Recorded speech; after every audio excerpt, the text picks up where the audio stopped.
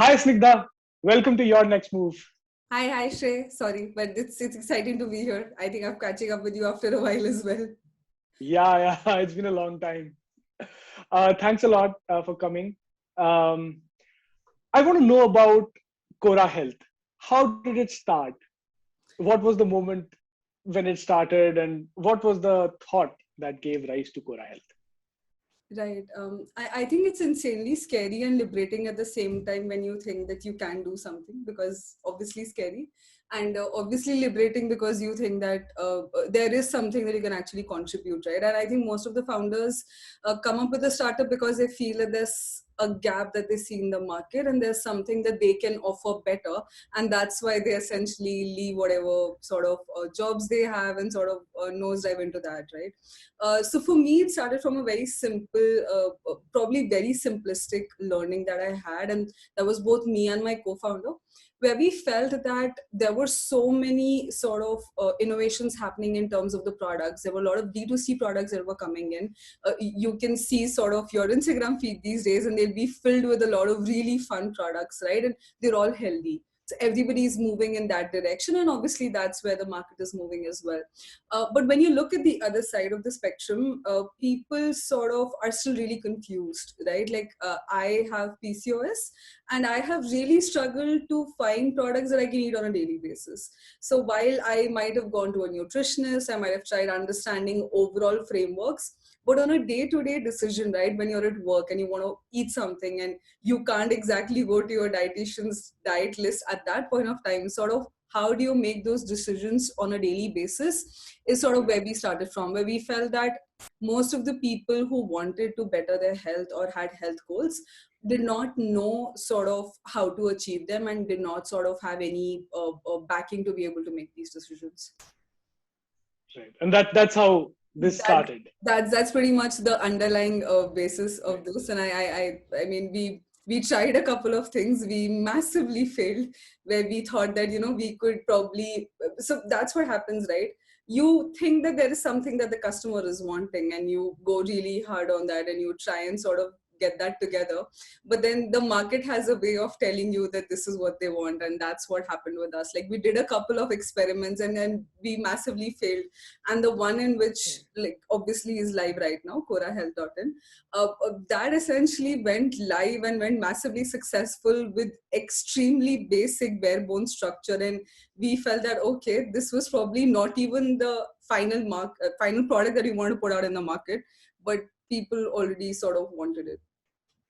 So now that you have like a solid product market fit, Yeah. where does it go from here? E-commerce is like a very exciting space. So what are your plans with Korra Health? Where do you want to take it? Right, absolutely. I think, like you said, e-commerce is massive, and it's probably definitely going to be the future of retail and all the other sort of sectors coming up. But Absolutely. what I also see in certain spaces is the need of this vertical commerce.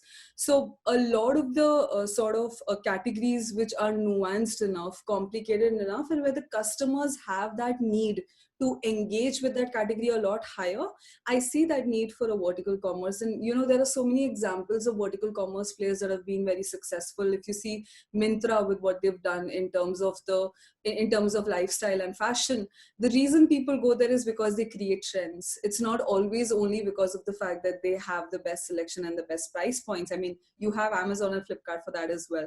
But Mintra essentially is that go-to place where you find trends, you find products which you think are trendy enough and other new trends, right? Even if you look at Nykaa, for example, it's again a vertical commerce player. And what they've done in terms of beauty is that they essentially define now the trends for beauty coming up, or they get international trends and sort of, translate them to India. So vertical commerce, I think, is definitely something that's going to hit food now. And I'm not talking in terms of just grocery. I'm talking in terms of going deep enough in, say, a health foods market. And considering that this is almost 10% of the foods market, I see a very strong use case there. But what I also feel is that the health and wellness space has a social angle to it. So a lot of people, when they are on their health journey, they want to seek opinions from people who've already gone through something similar. So what we essentially feel is that along with the customer and a brand, which is a lot of these products which are selling themselves, there's also a third sort of a wheel, which is an influencer. which can either be an expert, which is a nutritionist, or an influencer who has gone through something, or even a community. Like for example, Shrey, if I was to ask you, sort of what's your like health routine like, and if you were to share tips with me saying that, I maintain the rest of my diet like this, but in the morning I have particularly this, and I think it sort of helps me maintain my day. And this sort of information is there with almost everyone who's health conscious, right? And the sort of diverse use cases that come out of it are not possible if there's just one person trying to do a one-sided conversation. So the way we see ourselves progressing is actually later going to become a social network as well, where essentially Wow. we Okay. see that we want to Right. integrate sort of a little bit of what Korra does with a lot of the discussion forums, people coming and asking questions, being able to get answers, sort of having that entire space where a sort of food is at the center, and sort of Right. food as a means to achieve health goals at the center. And people can get reviews, recommendations, people can get queries answered.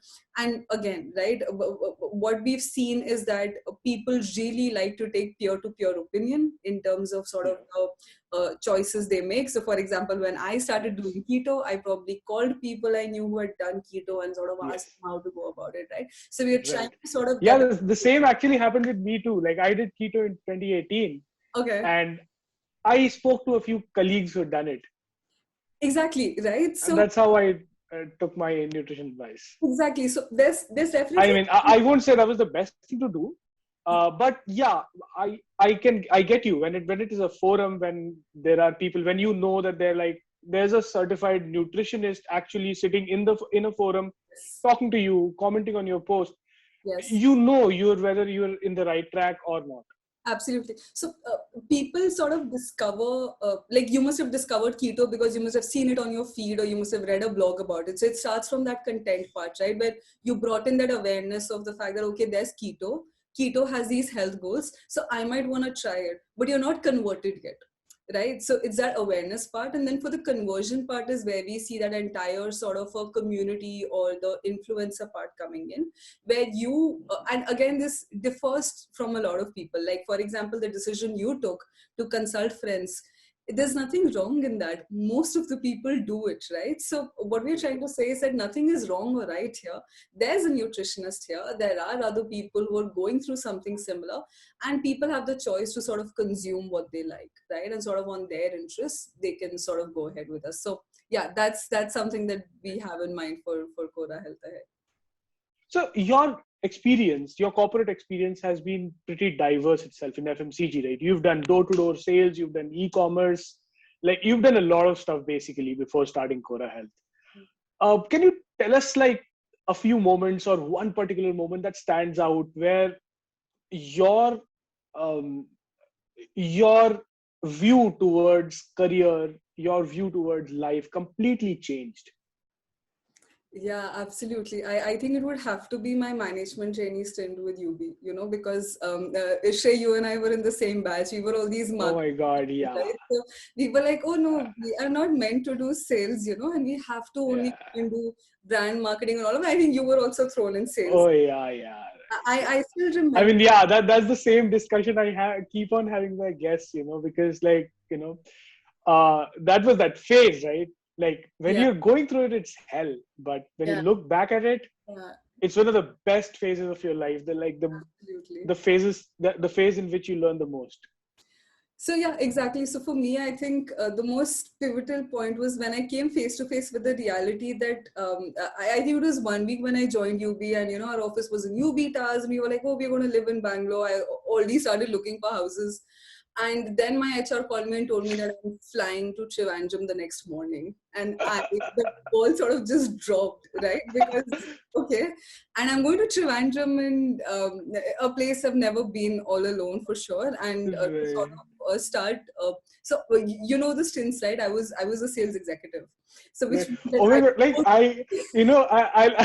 I'm sorry, I'm just digressing. Okay. So when I landed in Bangalore yeah, for my, like, it was like a training of 7 days, right? So I land in Bangalore as a management trainee. And when I get out of the airport, there are these people, like the driver standing with a placard, right? And I'm trying to find my name on that placard. And I couldn't find that name on my placard. I was like a little disappointed because I'm like a management trainee, right? And then I go and my HR says, "Why didn't you take a bus? Like, why are you trying to reimburse a taxi ticket?" Like, I was like, "What?" And then, like, that was my first shock, right? And then he was like, "Dude, we're preparing you for your like for the next 1-2 years of whatever you're going to do."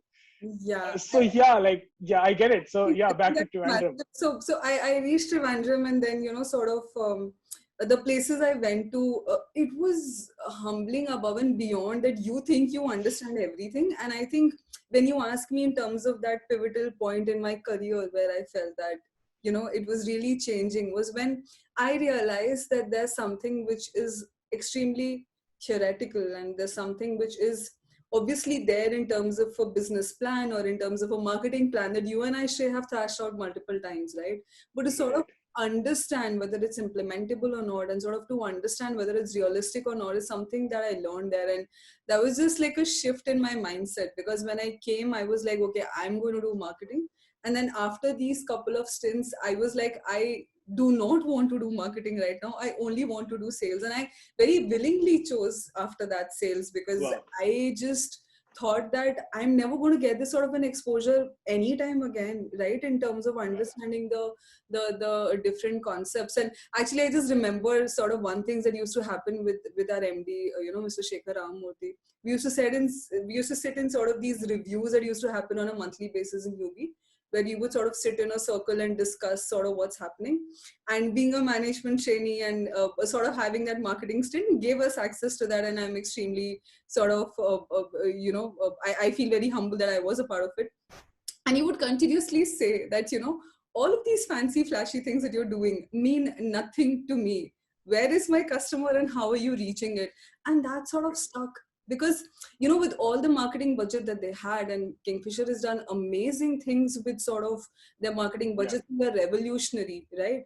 But his Absolutely. Yeah. question would be so basic, and people would just get taken aback. They would be like, okay, how do we answer this? Because Right. so many times when you're scripting these plans or when you're going about doing your business, you actually stop thinking about it, that who is your customer and where are they and how do you reach them? And I think Absolutely. that's probably been the second most important thing that I think shaped my career going ahead, for sure. Absolutely. Yeah. Sales. When you do sales that you realize is that when you realize that it's tough, and it is the be all end all of marketing. I mean, yeah. There's this, obviously there's a Yeah. brand marketing and performance marketing and all that stuff, but the moment of truth is when you're standing in a shop and a customer comes, and I was selling light bulbs, right? I was selling CFL. Yeah. And I remember in rural, like this was outskirts of Pune, 100 kilometers away from Pune, and I'm standing in a shop, and there's this old lady who comes, who doesn't know Hindi, who doesn't know English, knows only Marathi, and she says, "Ek kandi bulb dena." A kandi bulb is like a candle based bulb.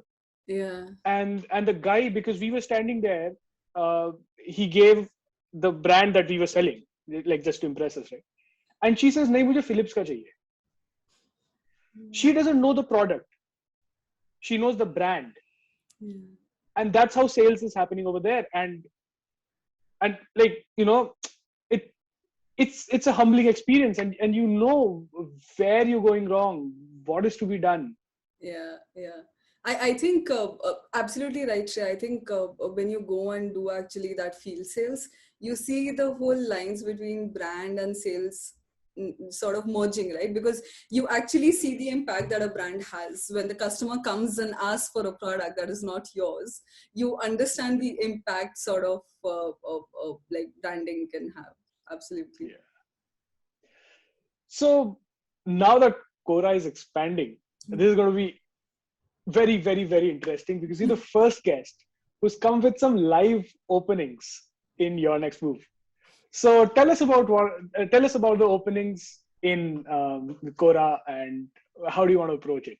like the JD and all that. Absolutely. So happy that, I'm probably one of the first people who's coming with job openings. I have a ton of them. So I'm really hoping that I, Wow. sort of get good closure Yeah, fingers crossed. pretty soon. So we have certain like urgent openings that we really want to close probably within the next few weeks. So we are definitely looking for a website developer, front-end website developer for essentially making a lot of changes that we want to keep making on a daily basis to our website. So someone, with a couple of experience with HTML, sort of who's done work probably for other e-commerce websites, probably not too much, just at least 2 to 3 years of experience would be great for us, because again, it's a storefront, so we need someone who's like at least being able to manage that in some places. The second thing is that we're looking for a nutritionist as well.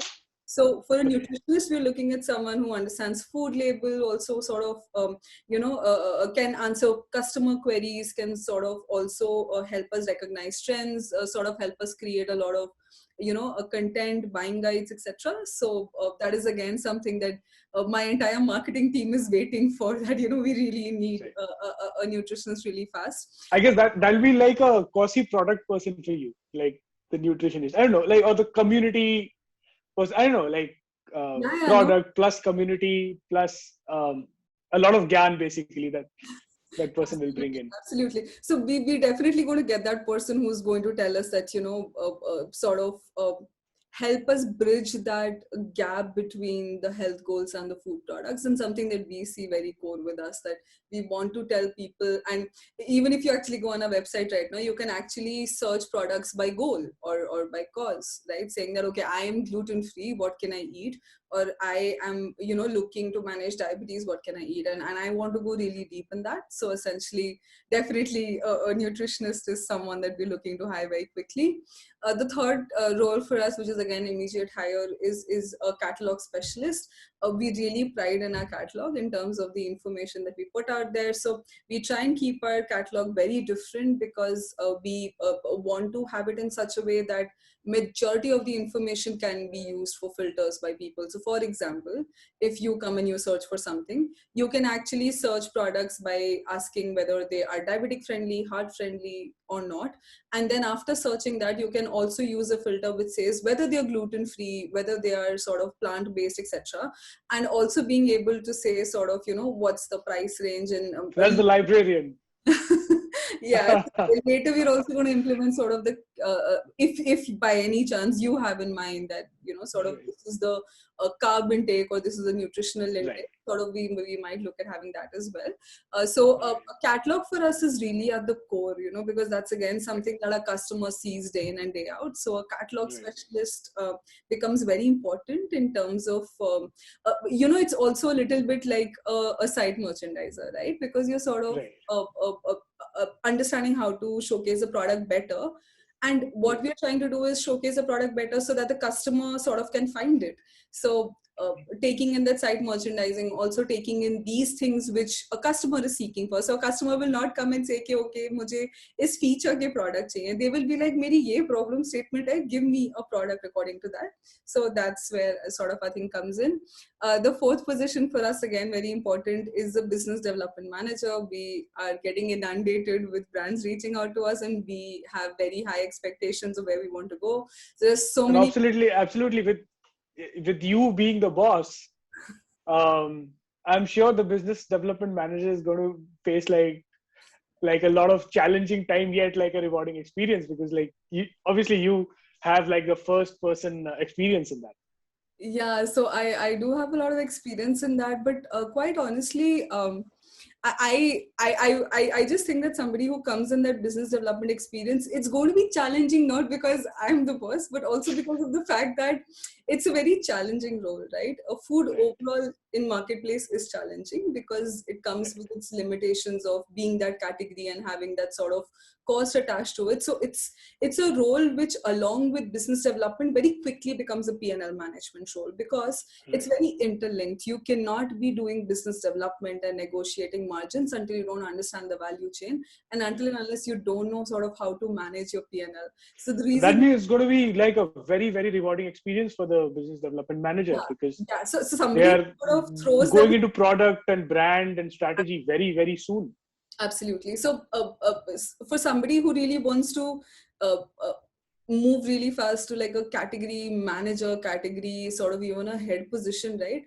It's fantastic because you understand everything, right? From, not just going and negotiating margins with brands or onboarding brands and farming them, but also understanding how we manage our PNL, how they manage their PNL, etc. So yeah, I think that if I had that chance a lot early on, I definitely would have loved this Wow. opportunity. So for sure. So yeah, so a front end developer, um, a nutritionist, a Yes, a catalog catalog. manager, Yes, and a business development manager. yes. And two more are something that are not Wow. extremely urgent. We're looking for a kick-ass growth manager. And when we say Okay. growth, we definitely do mean somebody who can give us new avenues of acquiring customers.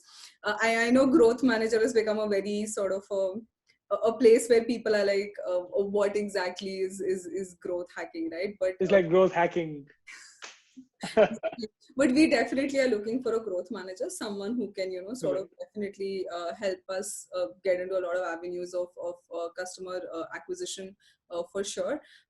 Yeah, so definitely some of these roles that we are, Wow. looking at in the interim, and definitely a lot more going to keep adding on. So I'll Wow. probably just like ping you about them sometime very soon. Yeah, definitely.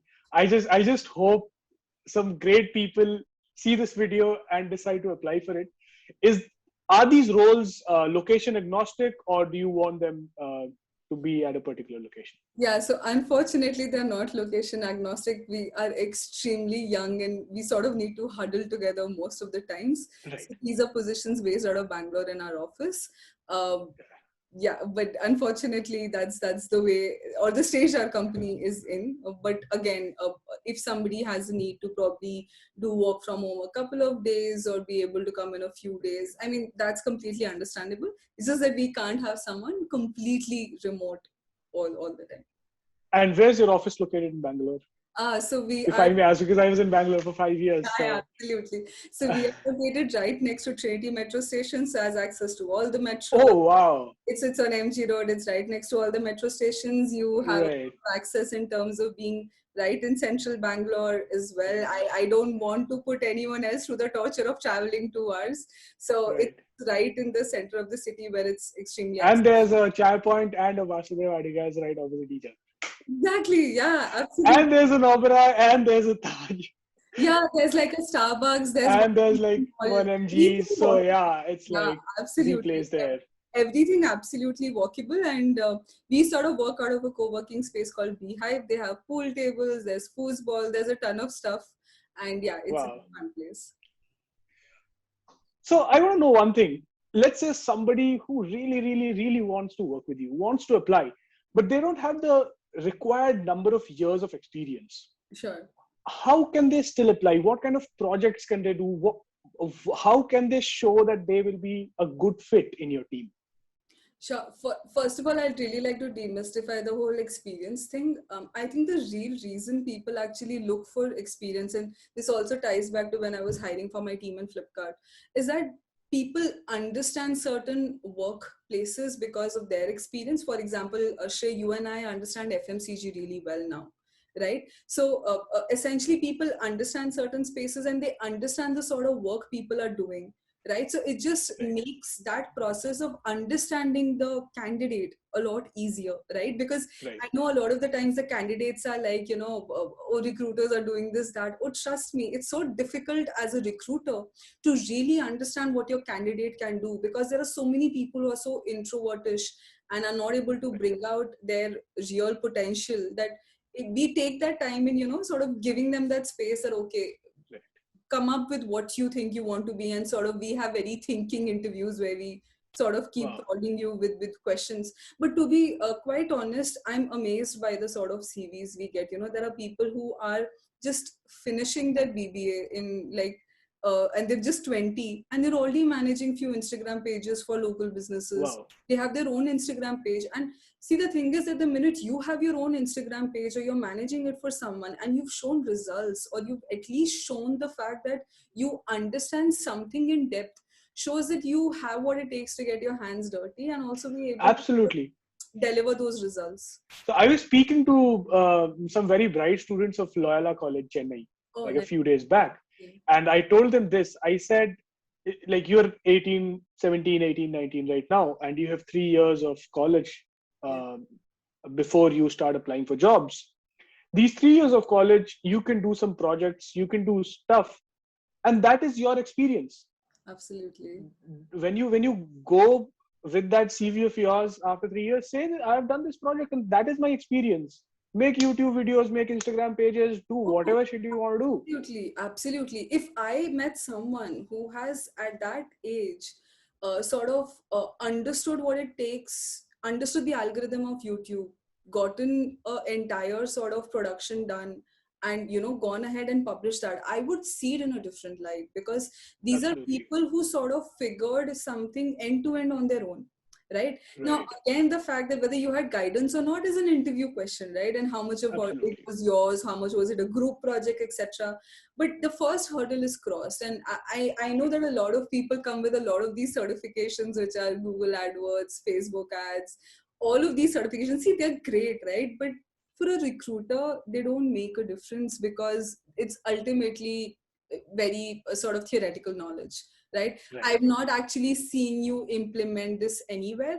And I see that how much the upcoming generation, Gen Z, is so aware of social media, that while I understand that you don't have the chance to be able to do a lot of other things, maybe you don't have time, you're managing things multiple places, but I think I definitely want to see that how well do you understand digital as a medium, because for Gen Z, digital is extremely native to them, right? Absolutely. And even if you've not worked there, you use it on a daily basis, and I just want Right. to hear insights from that.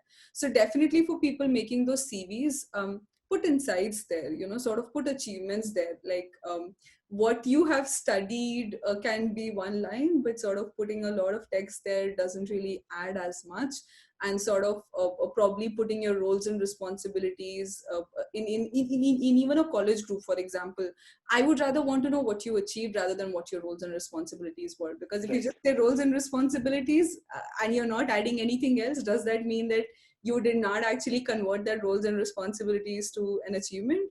Is only my advice, because I see so many people write so many CVs, and I go through tons of them where they just sort of writing that. And I think it also comes a lot of times where we don't know how to sort of talk about our achievements. Like, I remember till a lot of time I used to not really put my achievements of my territory there, and I sort of took this from here to here, and then I realized that there's no other way for the recruiter to know what I can achieve. Absolutely. I read this somewhere on the internet, and this completely changed my perspective of how I look at myself. I was one of these people, like, I won't talk about myself. It's not right for me to talk about myself. Other people should talk about myself and stuff like that. And then I just read this randomly somewhere that if you are not confident yourself, then why should someone else be confident about you? So arrogance is something different. You don't need to be arrogant, but you need to be confident about yourself, and you need to say, I am good at this. At least I feel I am good at this. I am confident that I'm good at this. And only then the other person will feel confident in you. And I think that completely changed my perspective. Yeah, I mean, I don't know why we are so shy about talking about our achievements, right? Probably it also stems from the fact that we always, like you said, Shrey, that someone else should be talking about me. But in a CV, there's no one else, right? It's No you, one else. it's the recruiter. Absolutely. So everything that you put there is essentially going to become like that step. And I have hired like multiple people from Christ, freshers, right? And they have surpassed my expectations only because of the fact that they have that curiosity of always sort of learning sort of what has to be done and take it to that next level, right? These were all Right. pressures, right? So I Right. don't think that not having experience is any way a deterror, as long as you have the right mindset, you have the right attitude. And trust me, a lot of the times when people look at experience, right? For example, Shay, when we were in FMCG, right? Rather than the skill set, it's the attitude that you're diligent, you're Yep. persistent, you are hardworking, and that's what people take, right? Show up on time every single Exactly. morning, 9 Exactly. a.m. Hit the first Exactly. shop. You don't give up, right? So That's uh, it. I think experience sometimes becomes an alias for attitude that people want to see in candidates, and there's no other way to see it. So as Right. long as you can exhibit that, I'm sure the skill sets and everything else can be acquired pretty fast. Awesome. That's great. I just hope a lot of people apply to all these roles after seeing this interview. Thank you so much, Snigdha, for making it here. Thanks a lot. It was amazing, Shrey. I think it was amazing already, sort of discussing about the roles, about the journey at Korra. Yeah. And yeah, I think overall sharing our experiences. Thanks a lot for having me here. Thank you so much. Have a great day. Thanks a lot. And all the best for Cora Health. Thank you so much. Thank you so much.